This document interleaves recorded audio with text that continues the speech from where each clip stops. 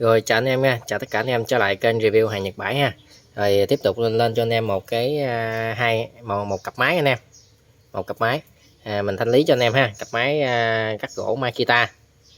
Đó thì một con vỏ nhựa và một con vỏ nhôm anh em. Đó, con vỏ nhôm thì nó hơi bị lửa nhẹ hơi tí xíu. Đó thì anh em về vệ sinh lại ha.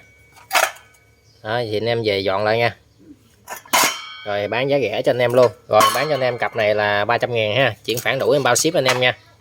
Đó, chuyển khoản đủ em bao ship luôn 300k, máy rồi vẫn chạy bình thường nha. Con này chạy ngon luôn anh em, con Makita này nè. Con này thì lưỡi 165 nè, còn con này thì lưỡi 170 180 vậy á.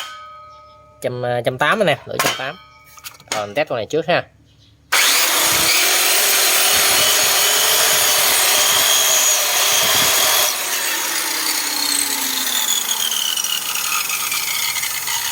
Đó.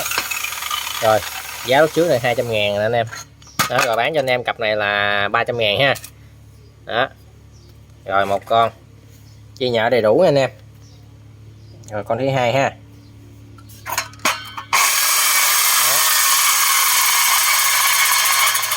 Nó vẫn chạy nha anh em. Nó cọ cái động tán dưới kìa nữa anh em về chỉnh lại ha. Đó.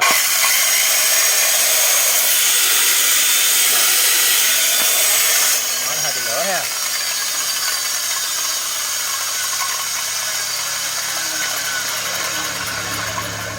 Rồi thì thôi bán cho anh em cặp này 280.000 thôi. Đó, 280.000.